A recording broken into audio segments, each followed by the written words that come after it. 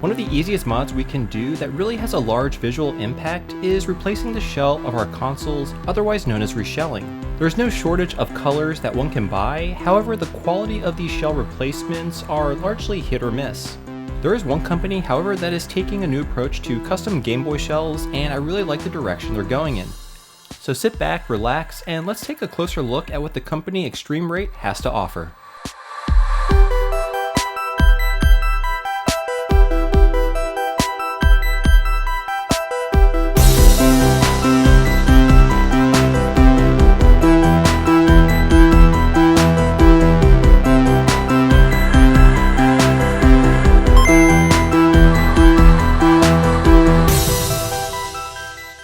Hey everyone, how's it going? My name is Tito and welcome to another episode of Retro Renew. In today's episode, we're going to take a look at some really cool Game Boy Color shells. So the company eXtremeRate reached out to me and asked if I'd be interested in reviewing their newest product. If you remember, a few episodes ago, I actually installed their Joy-Con shells on my Nintendo Switch, and by and large, I was mostly impressed with them. So with that prior experience, I of course jumped at the opportunity to review this new product. Now, full disclosure, these shells were sent to me free of charge, but this is not a sponsored video, so I'll be giving you my full honest review and opinion of these shells. So when they reached out to me, they gave me the option to choose which shell I wanted to look at. They have several great options, but there were two that really caught my eye and that I was very interested in. One of the styles I'm sure you've already seen by now, especially if you're subscribed to The Retro Future or Esoteric Sean, both of which are fantastic YouTube channels that I definitely would recommend you take a look at if you haven't already. Anyway, there was one shell that I noticed that hasn't yet been shown, so that's the one I'm going to showcase here in this episode. This one features the famous Japanese woodblock print, the Great Wave off Kanagawa, emblazoned on the front shell housing. Now, I saw this and I immediately thought of Colin from This Does Not Compute, another favorite YouTuber of mine, who, if you're not familiar, has a large-scale version of this print on one of his office walls. So let's take a look at the contents of this kit. So here's the package. It comes in a simple branded cardboard box, and this is the entire contents of the kit all laid out. And we can see that it has absolutely everything you need to install the shell. We have the buttons, membranes, all the screws, the RF shield, the screen lens, a rear sticker, and the required JIS and tri-wing screwdrivers. And of course, the shell itself. Now, there's a lot going on here. First thing you notice immediately is the image of the wave here on the front. The print is very high quality and the image is very detailed. Looking at it here, you can see the very fine details of the wave. For example, the black outlining is extremely sharp and the colors are bold and vibrant.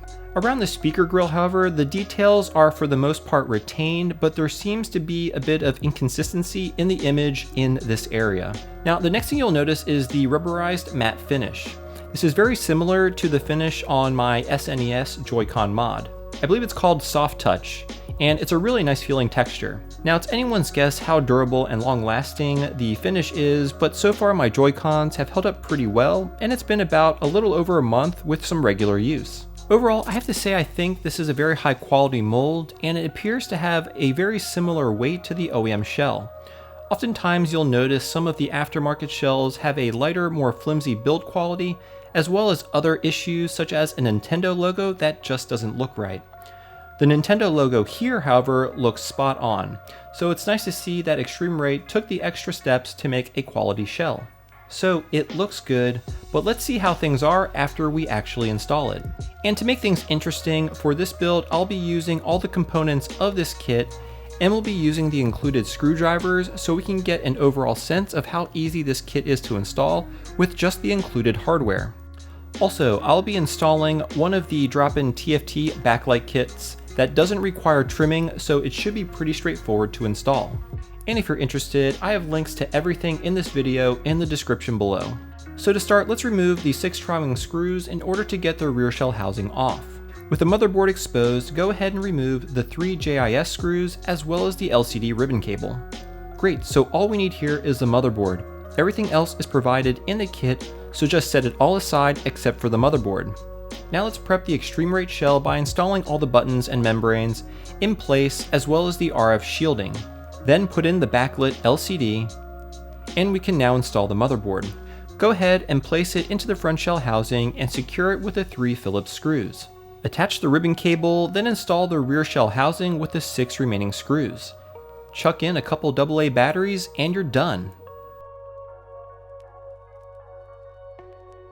As I said before, this is a simple mod that makes a very large visual impact.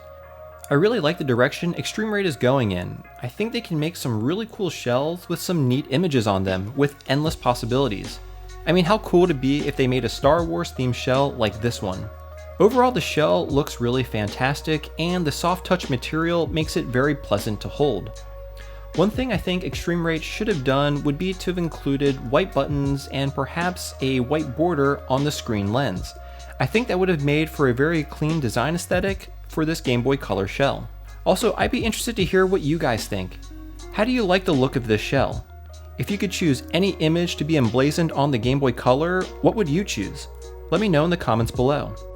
I want to thank eXtremeRate for sending this out to me for review, and if you're interested in getting one of your own, I have links to everything you've seen in this video in the description below. I hope you did enjoy the video.